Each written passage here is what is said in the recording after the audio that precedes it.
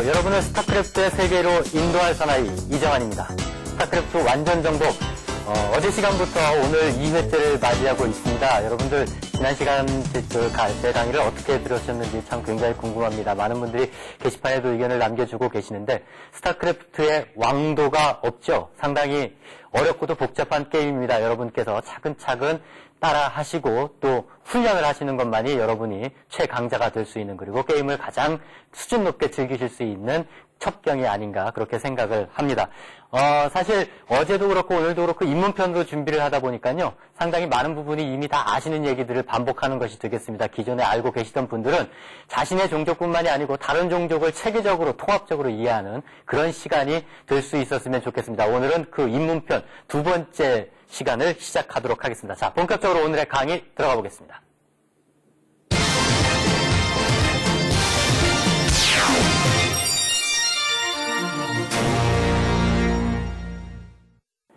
네, 오늘 제1교시 스타크래프트를 말한다는 여러분들께 지난 시간에 못다해드렸었던 빌드와 테크트리에 관련된 문제, 그리고 유닛에 관련된 문제들에 대해서 좀 심층적으로 알아보는 시간을 갖도록 하겠습니다. 1부에서는 주로 테크트리에 대해서 여러분들께 기본적인 사항에 대해 간단하게 이론적인 설명을 말씀을 드리고, 그 다음에 2부에 들어가서는 좀 시간을 넉넉하게 갖고 입문을 마무리하는 의미에서 건물과 테크 그리고 유닛들의 상성관계에 대해서 여러분들이 아셔야 할 부분들에 대해 꼼꼼히 한번 짚어드리는 시간을 갖도록 하겠습니다.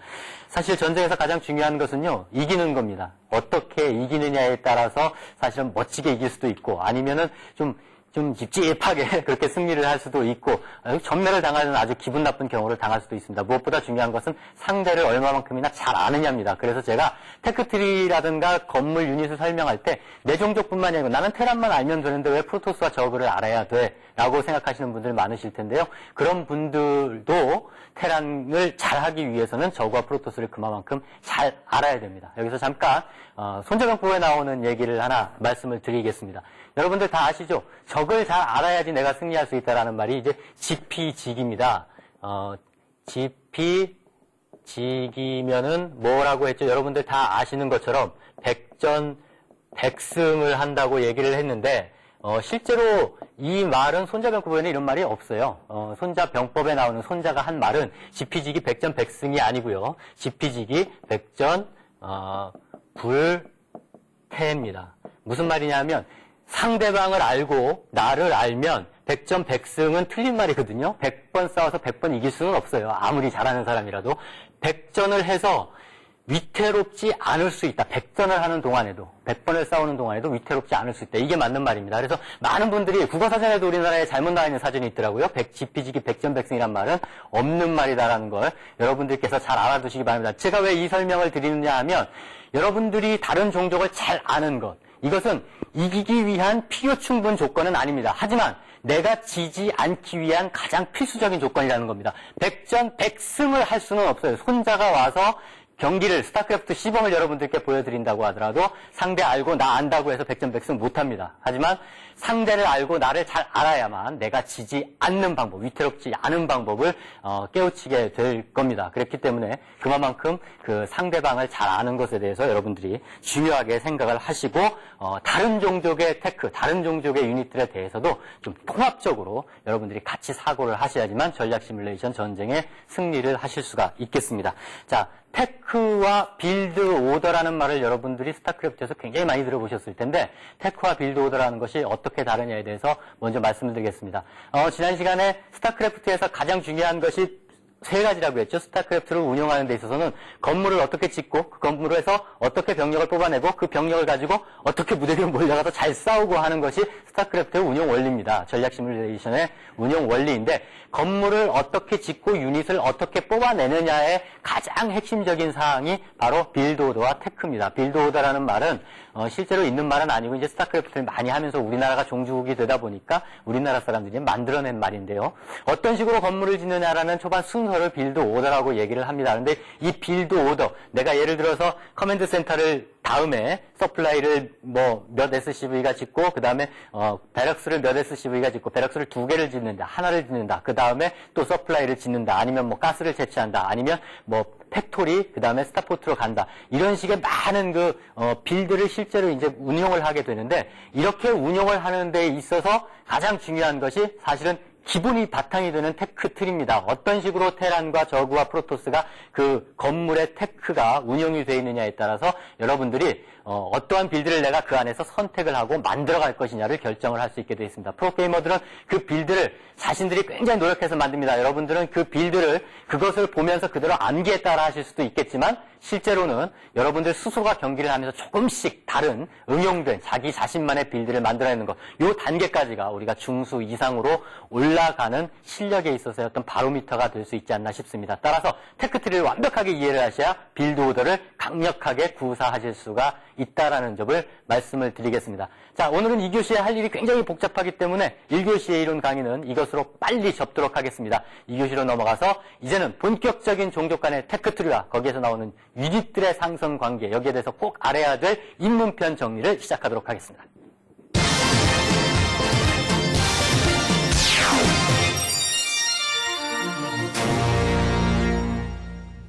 네, 2교시 오늘부터 비로소 본격적으로 입문편이기는 하지만 여러분들께서 스타크래프트의 유닛과 건물에 대해서 직접적으로 한번 면접을 하시는 그런 기회를 맞이하게 됐습니다. 상당히 중요한 내용이지만 짧은 시간 안에 좀 효과적으로 정리를 하기 위해서 제가 칠판에다가 테크트리에 대한 기본적인 표를 붙여놨습니다.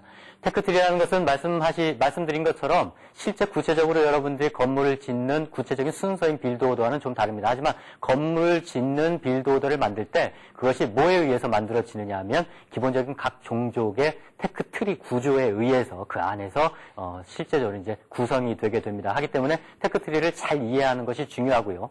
내 테크트리뿐만 아니라 앞에서도 언급한 것처럼 상대방의 테크트리가 어떤 식으로 진행이 되느냐라는 것을 잘 알고 있어야지만 상대방이 내가 정찰을 갔을 때 뭘 하고 있는지를 알고 있겠죠. 그리고 뭐가 나오는지도 알고 있겠고. 근데 내가 그것을 제대로 알지 못하고 있었을 때는 지피지기를 하지 못하기 때문에 100점 100패를 여러분들이 하실 수밖에 없는 그런 어려운 상황이 됩니다. 자, 칠판을 한번 보시죠. 각 종족마다 통합적으로 여러분들께 얘기를 해드려야겠습니다만 우선 테란, 저그, 프로토스 순으로 기본적인 테크 구조에 대해서 말씀드리겠습니다.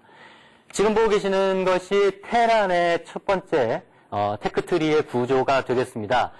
첫 번째 시간에 간단하게 건물을 얘기하면서 기본 구조를 말씀을 드렸던 것처럼 테란의 테크트리는 상당히 간단하면서도 아주 심플한 그런 모습을 하고 있습니다. 간단하거나 심플하거나 마찬가지죠.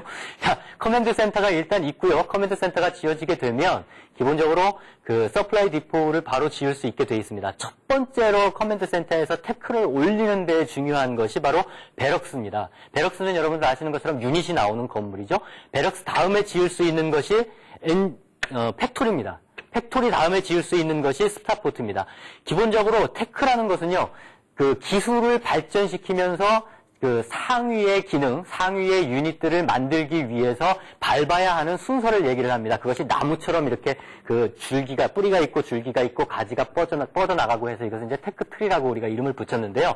이 순서를 꼭 지켜주지 않으면 그 다음이 나올 수가 없습니다. 자, 지금 보시는 것처럼 베럭스를 짓지 않은 상태에서는 팩토리를 지을 수가 없습니다. 메뉴에 보면은 안 나타난다는 얘기죠. 그래서 베럭스를 반드시 먼저 지어주셔야 됩니다. 설사 보병 유닛을 뽑지 않더라도 그래야만 메카닉 유닛, 기계 유닛을 뽑을 수 있는 팩토리를 지을 수가 있습니다. 팩토리를 짓고 난 다음에야 비로소 마찬가지로 지금 공중 유닛이 나올 수 있는 스타포트를 지을 수가 있습니다. 만약에 팩토리를 짓지 않을 경우에는 공중 유닛은 절대로 생산을 할 수가 없게 되겠죠. 이래서 기본적인 테크트리는 베럭스, 팩토리, 그 다음에 스타포트, 이렇게 각각의 유닛을 만드는 건물을 중심으로 해서 나누어져 있습니다. 테란의 테크트리 이렇게 쭉 보고 난 다음에 핵심적으로 어떻게 테크트리가 진행이 되는구나. 설사 지금 내가 테란이 아닌 사람이라고 하더라도 이걸 눈여겨보셔야 됩니다.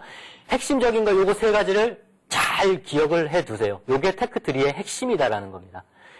자, 어떤 건물을 짓고 있을 때에 내가 테란 같은 경우에는 이 사람이 무슨 유닛을 뽑으려고 하는구나라는 것을 사실은 잘 모를 수도 있습니다. 테란 같은 경우에는요. 하지만 기본적으로 테란의 입장에서 테란을 상대하는 다른 유닛의 입장에서 봤었을 때는 팩토리를 짓고 있다 하면 이 사람이 최소한 기계 유닛을 지금 뽑으려고 하는구나라든가 혹은 그 다음에 스타포트를 지어서 공중 유닛을 뽑기 위해서 테크를 올리고 있구나라는 것을 정도는 눈치를 채실 수가 있을 겁니다. 유닛이 나오는 건물 단계로 테크트리가 올라간다는 점을 명심해 주시기 바랍니다. 그리고 여기에서 이제 보여지는 것처럼 그 이외에도 실제 이 유닛 나오는 건물 이외에 여러 가지 이제 그 업그레이드를 하기 위한 테크트리가 있습니다. 이를테면요, 베럭스만 지으면 팩토리는 지을 수가 있어요. 그런데 문제는 뭐냐면 베럭스에서 처음에 나오는 유닛들이 머린이 나오잖아요. 머린만 잔뜩 뽑아낼 수는 없거든요. 바이오닉을 구성하기 위해서는 테라는 컨비네이션이 잘 돼야 된다고 그랬잖아요. 그러니까 파이어백도 있어야 하고 메딕도 있어야 합니다. 이것이 다 그 보병 유닛이거든요. 그래서 파이어백 메딕을 뽑기 위해서는 여기에 리파이너리로 가스를 채워야 되고 여기에 지금 표시는 되어 있지 않습니다. 좀 좁기 때문에 아카데미를 여기에 동시에 같이 지어야 됩니다. 그래서 아카데미가 여기쯤에 위치합니다. 아카데미가 본 테크에 포함이 되지 않고 이렇게 옆으로 위치하는 이유는 아카데미를 지으면 요 베럭스에서 머린뿐만 아니라 파이어벳과 메딕을 뽑을 수가 있는 건물이 되기는 하지만 이 아카데미 자체가 테크를 상위로 올라가게 하는 데 있어서는 아무런 역할을 하지 않는다라는 의미가 되겠습니다. 그것이 테크트리에 있어서 아카데미가 이렇게 옆으로 빠진 거죠. 엔지니어링 베이도 마찬가지로 엔지니어링 베이를 커맨드 센터 이후에 바로 지을 수가 있는데요. 짓고 난 다음에는 엔지니어링 베이를 지어야 터렛을 지을 수가 있습니다. 이렇게는 이게 테크가 되죠. 하지만 테란의 기본 테크의 발전에 있어서는 엔지니어링 베이는 안 지어도 테란의 기본 테크는 발전을 할 수가 있다는 겁니다. 해서 머린의 공격력 방어력을 굳이 업그레이드를 시키지 않는다. 당장 터렛이 필요 없다고 한다면 엔지니어링 없이도 테란은 공중 유닛까지 테크를 전부 다 탈 수가 있습니다. 이 건물만 짓게 되면 이것이 상당히 중요한 테란에게 있어서 핵심입니다. 그리고 테란은 그만큼 아주 심플한 테크트리 구조를 가지고 있다라고 이해를 하시면 되겠습니다. 자, 그러면 그 다음에 일단 그것과 비교해서 저그의 테크트리를 한번 보도록 하겠습니다. 말씀드렸던 것처럼 저그는 상당히 테란과 프로토스와는 좀 다른 종족입니다. 종족 자체는 굉장히 진화가 많이 된 종족이죠. 가장 선진 종족이라고 볼 수가 있겠는데, 실제로 종족 자체가 어떤 의도에 의해서 만들어진 젤라가에 의해 탄생된 종족이기 때문에 상당히 단일 수직 구조를 가지고 있다고 말씀을 드렸죠. 테크트리 자체도 테란의 이런 그 각각의 유닛의 테크트리와는 다르게 저그는 기본적으로 하나의 해처리가 계속 업그레이드 되는 아주 단선적이고 간단한 구조를 갖고 있습니다. 지금 보시는 것처럼 처음 시작하면 딱 있는 기본 건물이 커맨드 센터를 대신해서 해처리가 들어오게 되겠죠. 저그 해처리가 들어오면요, 저그는 바로 여기 지금 보시는 것처럼 익스트랙터 가스를 캘 수가 있겠고, 그 다음에 스포닝 풀과 히드라 리스크덴을 지을 수가 있습니다. 요것은 이제 이렇게 화살표니까는 테크가 됩니다. 요게 있어야지 요게 된다는 것이죠. 밑으로 쭉 내려오게 되면은요, 다른 건물들이 없어요. 다른 건물들이 테크의 중간에 있는 것은 요것밖에 없죠. 퀸스 네스트라는 건물인데 요거 하나밖에 없습니다. 나머지는 전부 뭐냐?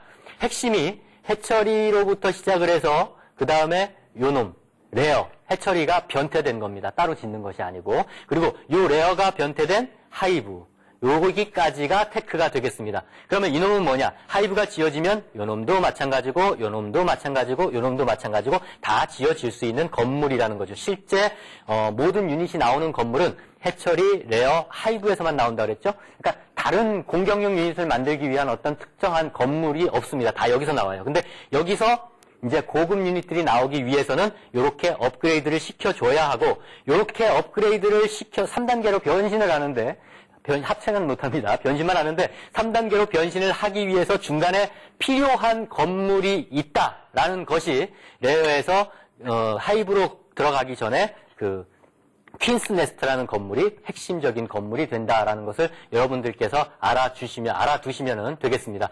물론 당연히 여기서 여기로 업그레이드가 되는 데에 있어서도 기본적으로 스포닝 풀이 있어야 됩니다. 여기 지금 테크트리가 약간은 좀 잘못되어 있는데 붙이는데 지금 좀 난점이 있어가지고 저희가 표시를 하지 않았습니다. 이렇게 해서 레어로 가고 그 다음에 요걸 퀸스 네스트를 짓고 난 다음에 하이브까지 업그레이드가 돼야 된다라고 합니다. 그러면 이렇게 되면은 해처리에서는 기본 유닛이 나오겠죠?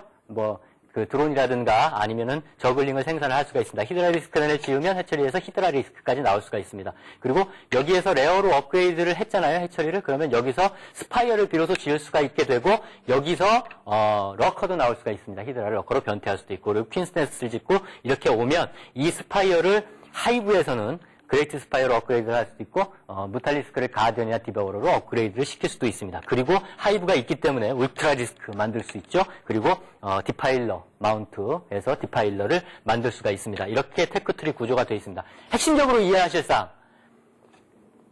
해처리가 레어로 올라가느냐 안 올라가느냐입니다. 이거는 지금 저그뿐만이 아니고 테란과 프로토스 종족을 하시는 분들께도 말씀을 드리는 겁니다. 저그를 봤을 때 저그가 지금 어떻게 테크를 어느 단계까지 가져가고 있느냐는 해처리가 레어로 올라가느냐 올라가지 않느냐가 상당히 중요합니다. 그리고 이 레어가 어느 단계까지 계속되느냐 혹은 이 레어를 저그 지휘관이 하이브로 업그레이드를 어느 단계에서 시키느냐에 따라서 저그의 병력 구조와 저그의 전력이 순식간에 바뀝니다. 그래서 상대방의 테크트리를 잘 관리를 하시고 정찰을 하실 때에는 레어로 올라가는 타이밍, 레어에서 이 사람이 하이브로 올라가야 되는구나. 예를 들어서 퀸스네스트를 막 짓고 있다고 해보세요. 정찰을 갔는데, 공격을 가봤는데 그러면 하이브 유닛이 곧 나오겠구나라고 생각하고 거기에 대응을 하셔야 됩니다. 이 핵심적인 해처리의 변신 상황을 보면서 상대방의 테크트리를 여러분들께서 진행 사항을 알아채실 수가 있습니다. 자, 저그에 이어서 이번엔 프로토스를 한번 보시겠습니다. 프로토스의 테크는요. 저그의 테크와 테란의 테크가 절묘하게 좀 합쳐진 것 같은 아주 재미있는 모습을 갖고 있습니다만 실제로 따져보면 프로토스 자체 종족적 특성이 아주 잘 나타나 있습니다. 지금 보시면 넥서스가 있고요. 넥서스가 지어지게 되면 지금 제가 간단하게 표시를 하기 위해서 단선 구조로 만들어놨는데 실제로 테크 자체도 굉장히 단선입니다. 게이트웨이를 바로 지을 수가 있습니다. 여기에서 바로 보병 유닛인 질럿이 나올 수가 있죠. 예, 보병 유닛인 질럿이 나올 수가 있는데 여기서 질럿이 나오면 질럿밖에는 나오지 못하죠. 그 다음에 유닛을 생산하는 건물은 아니지만 사이버네틱스 코어입니다. 사이버네틱스 코어를 짓게 되면 여기서 비로소 여기서 드라군이 나올 수 있게 됩니다. 요거까지만 보신다고 한다면 굉장히 단순한 단선 구조를 가지고 있습니다. 마치 테란하고 비슷한 그런 구조를 갖고 있다고 볼 수가 있겠죠. 예를 들어서 베럭스에다가 테란 같은 경우에 베럭스에다가 아카데미를 지으면은 파이어벳하고 메딕이 더 나온다고 그랬죠. 이것처럼 마찬가지로 사이버네틱스 코어를 지으면은 이 게이트웨이에서 드라군까지 생산을 할 수가 있습니다. 그런데 아카데미는 이렇게 옆으로 갔었는데 테크와는 동떨어진 거죠. 근데 실제로 사이버네틱스 코어는 이렇게 오게 됩니다. 이 이유는 뭐냐 하면 저그에서 말씀드렸었던 퀸스네스트와 비슷해요. 저그에서 레어에서 하이브로 가기 위해서 퀸스네스트라는 건물이 반드시 필요하다는 것처럼 아카데미는 테크를 올리기 위해서 반드시 필요한 건 아니지만 사이버네틱스 코어는 그 다음 고위 테크로 올라가기 위해서 반드시 필요한 건물입니다. 그래서 프로토스의 테크에서 가장 중요한 것은 사이버네틱스 코어를 얼마나 빨리 짓느냐 늦게 짓느냐가 다른 종족에 있어서 굉장히 중요하답니다. 자, 그럼 사이버네틱스 코어를 지었습니다. 그러면 테크를 일단 올릴 수가 있습니다. 그리고 올리겠다라는 의지의 표현이라고 보실 수도 있습니다. 무한 파워 드래곤만 아니라면. 자, 그랬을 경우에 프로토스는 어떻게 테크가 분화가 되느냐. 다른 종족은 굉장히 단선 구조를 가지고 있잖아요. 프로토스는 뭘 짓느냐에 따라서 정찰만 하면 확연히 드러나요. 왜냐하면 여기서 단선 구조가 아니라 3원 테크를 타기 때문에 그렇습니다. 테라는 어떤 면에서 보면은 지상 유닛 나오죠. 팩토리 유닛 나오죠. 그 다음에 공중 유닛 나오죠. 이것 자체도 유닛의 종류는 달라지지만 단선 구조라고 볼 수 있고, 저그 같은 경우에도 예를 들어서 여러 가지 건물들이 옆에 있기는 합니다만, 레어에서 나오는 유닛, 하이브에서 나오는 유닛, 어차피 똑같이 그게 변태된에서 나오는 단선 구조인데요. 사실 프로토스 입장에서 본다면 굉장히 이거는 속을 보여주는 거예요. 다른 종족에 있어서. 프로토스가 사이버네틱스 코어 이후에 테크를 올리기 위해서는 세 건물 중에 하나를 반드시 지어야 됩니다. 로보틱스 퍼실리티를 짓느냐, 아니면 스타게이트를 짓느냐, 아니면 시타벨 오브 아둔을 짓느냐에 따라서 내가 어떤 유닛으로 승부를 하겠다라는 것이 결정이 납니다. 로보틱스를 짓게 되면은요, 이쪽으로 이렇게 내려가게 돼요. 이런 식으로다가 테크가 내려가게 되죠. 첫 번째 테크입니다. 고위 테크가 굉장히 중요하다고 그랬죠. 프로토스는 기본 유닛보다는 고급 유닛, 마법 유닛으로 승부를 많이 하기 때문에 이게 중요하다고 했습니다. 자, 일단 요놈을 짓는다라고 했었을 때 프로토스는 리버로 가겠다. 최소한. 아니면은 옵저버 패스트를 가겠다라든가 아니면은 여기서 셔틀을 만들어가지고 일단은 드랍을 한번 노려보겠다라든가 요 세 가지 중에 하나입니다. 요 셔틀, 리버, 옵저버가 전부 로보트 유닛이에요. 그래서 로보틱스 퍼실리티를 짓는 겁니다. 자, 로보틱스 퍼실리티를 딱 짓는 저그, 사이버네틱스 코어 이후에 짓는 프로토스는 뭐라고요? 셔틀, 리버, 옵저버, 로보틱 유닛 3개 중에 하나로 간다라는 의미입니다. 가장 공격적인 거는 물론 리버겠죠. 아, 리버 테크를 타는구나라는 걸 확인하시려면 요거 다음에 일단 긴장을 하고 있다가 요거 다음에 로보틱스 서포트 베이를 지으면 리버입니다. 그리고 요거 다음에 옵저버터리를 지으면 일단은 정찰을 하기 위해서 옵저버로 한번 엎드리겠다는 얘기니까 그렇게 긴장 안 하셔도 됩니다. 그리고 요거만 짓고 가만히 있다라고 한다면은 일단 셔틀을 먼저 뽑겠다라는 건데 뭐 드라군이나 질럿을 갖다 일단 드랍을 하겠다라는 작전이 있을 수도 있고 아니면은 잠깐 있다가 요것을 짓겠다라고 생각할 수 있습니다. 그래서 프로토스는 요런 건물들이 너무나도 속이 뻔히 보이기 때문에 숨겨서 짓는 경우가 굉장히 많습니다. 예를 들어서 다른 확장기지 쪽에 짓는다거나 아니면 본진이 좀 넓으면요. 본진 구석에다가 몰래 파일런을 하나 짓고 거기에다 짓는다거나. 자, 프로토스가 여기까지 왔는데 이거를 짓질 않고 스타게이트를 먼저 짓는다라고 하면 뭐겠습니까? 10중 8구 커세어 패스트겠죠. 무한 맵에서 만약에 스타게이트를 이거 없이 이거만 달랑 먼저 막 짓기 시작한다 그러면 뭐겠어요? 여러분들 금방 아실 것 같죠? 캐리어로 떼거지 승부를 한번 보겠다라는 얘기가 되겠습니다. 요거만 보시면 딱 요거만 보면은 테크가 나올 수가 있죠. 그리고 시타델 아둔을 짓는다라고 하면 요거 없이 먼저 짓는다고 하면 이 프로토스는 어떠한 경우냐? 다크템플러라든가 하이템플러로 가겠다라는 겁니다. 다크템플러로 가겠냐 하이템플러로 가겠냐라는 것은 실제로 잘 몰라요. 그거는 지휘관만이 알 수 있는 거죠. 다크템플러로 간다고 했었을 때는 좀 더 빨리 상대방에게 공격을 갈 수 있겠고 하이템플러로 간다고 했었을 때는 아주 평이하고 정석적인 프로토스의 태클을 탄다고 보실 수가 있겠습니다. 그렇게 된다면 프로토스가 하이템플러로 간다라는 얘기는 일단 더블랙하고 난 이후에 병력을 한번 모아서 나가겠다라는 일종의 한방 러시 타이밍, 아무리 빠르더라도 이렇게 러시 타이밍을 잡기 때문에 약간은 거기에 대해서 좀 근본적인 방어가 다른 종족들에게는 필요하다고 볼 수가 있겠습니다. 자, 여러분들 이렇게 전체적으로 이제 쭉 보시고 난 다음에 핵심적인 사항을 다시 한번 정리를 해보면은 이렇습니다. 자, 일단 저그부터 먼저 한번 정리를 해볼까요? 저그에게 있어서 가장 중요한 것은 무엇이냐?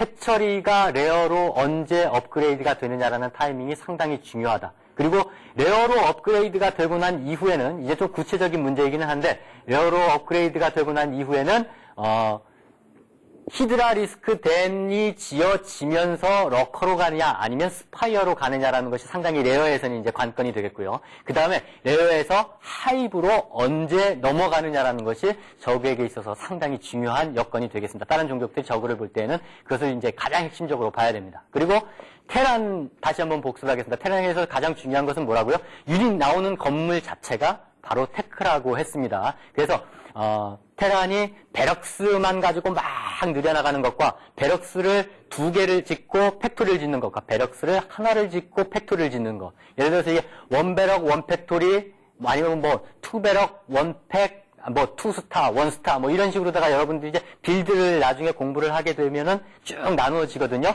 그 순서라든가 그 시간이 얼마만큼이나 빠르냐에 따라서 실제로는 테란이 어떤 병력이 나올 거냐, 어떤 작전을 사용할 거냐라는 걸 다 알 수 있습니다. 테란은 베럭, 팩토리, 스타포트 요걸 가지고 그러니까 1베럭, 뭐 1팩토리, 1스타 요런 세 가지의 건물만을 가지고도 테크트리를 쉽게 짐작을 할 수 있다고 생각하시면 되겠습니다. 마지막으로 프로토스 복습을 합니다. 프로토스는 여러분들 아시는 것처럼 게이트에서 사이버네틱스 코어까지 진행을 하면서 질럿과 드라군들이 다 나오게 됩니다. 그래서 질럿과 드라군이 기본 유닛인데 드라군은 사실 중급 유닛이라고 하시는 분들도 많이 계시지만 저는 편의상 기본 유닛이라고 하겠습니다.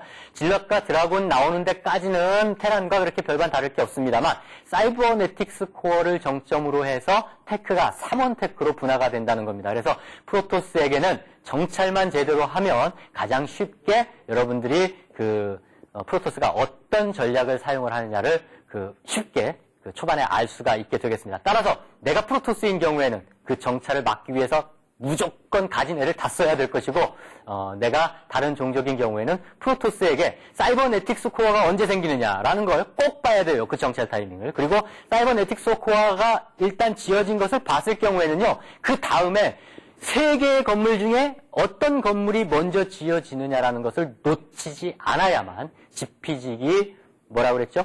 백전백승이 아니고 백전불태라고 했습니다. 네, 스타크래프트의 테크가 중요한 만큼 그 테크에서 나오는 이제 유닛들도 상당히 중요합니다. 그 유닛을 어떻게 생산을 해서 어떻게 조합을 해서 잘 싸우느냐가 가장 핵심이 되겠죠. 그래서 유닛에 대해서는 여러분들이 그 게임을 하시면서 계속 가장 중요하게 각 유닛의 상성이라든가 특징이라든가 아니면 전략 운용하는, 전술 운용하는 방법에 대해서 자세하게 설명을 해드리도록 하겠습니다. 지금 제가 갖고 있는 것이 뭐 잘 안 보이실 텐데 그냥 대충 보시면요. 이게 유닛의 그 상성표 데이터베이스입니다.